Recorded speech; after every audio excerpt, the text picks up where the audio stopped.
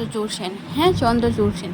কে না চেনে এই মাধ্যমিক পড়ুয়াকে? মাধ্যমিকের রাজ্যের মধ্যে প্রথম এসে কোচবিহারের এই ছেলে সবার মুখে ও মনে ছেয়ে গিয়ে 9 লক্ষেরও বেশি পড়ুয়াদের টপকে দিয়ে প্রথম স্থান অধিকার করেছে এই চন্দ্রচূড় সেন। লোকমুখে চর্চায় ফেলে দিচ্ছে তার নামকে। তো চলুন আমরা শুনে নেব তারই মুখের কিছু কথা, সে কিভাবে মাধ্যমিক পরীক্ষায় প্রথম স্থান অধিকার করেছে এবং আগত মাধ্যমিক পড়ুয়াদের সে কি বার্তা দিতে চায়।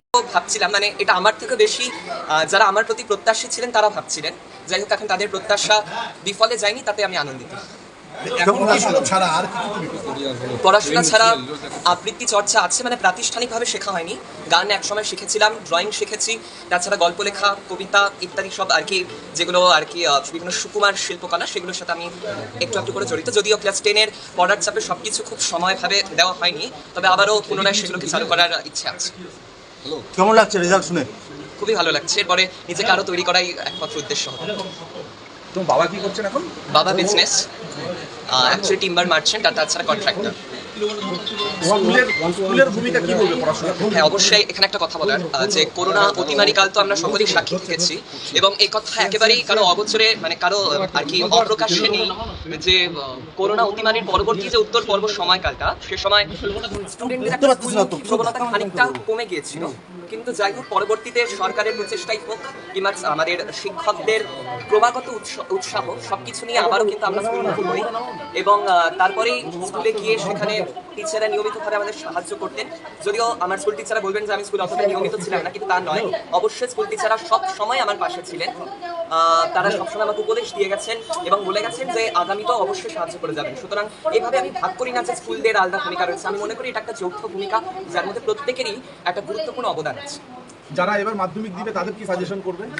যারা মাধ্যমিক দিবে তাদেরকে একটা কথাই বলবো যে কনসেপ্ট গ্রো করতে হবে, কেবলমাত্র মুখস্থ করলে চলবে না।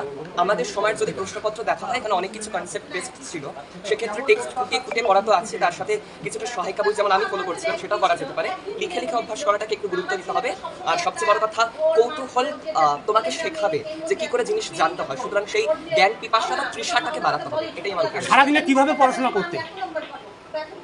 Break learning method. আমি মাধ্যমিক দেওয়ার পূর্বে পাথফাইন্ডার প্রচেষ্টা এরকম একাধিক মক টেস্ট দিয়েছিলাম। তো পাথফাইন্ডারের মক টেস্টের পরবর্তীতে বেশ কিছু আর কি ওয়ার্কশপ হয়েছিল। সেখানে টিচার আমাদের বলেছিলেন যে ব্রেক লার্নিং মেথডে পড়াটাই সব থেকে ভালো উপায়, কেননা ম্যারাথন লার্নিং এর মতো যদি আমি একটানা পড়তে থাকি কোনো বিরতি ছাড়াই, তাহলে সেই পড়াটা ততটা প্রোডাক্টিভ হয় না। সেক্ষেত্রে মাঝে মাঝে ব্রেক দিয়ে প্রতি 40 মিনিটের পরে 5 থেকে 10 মিনিট ব্রেক দিয়ে আবার পড়া, সেটাকে আমি সব থেকে শ্রেয় মনে করি। বোর্ডে প্রথম, এটা কি এক্সপেক্ট করেছিলে?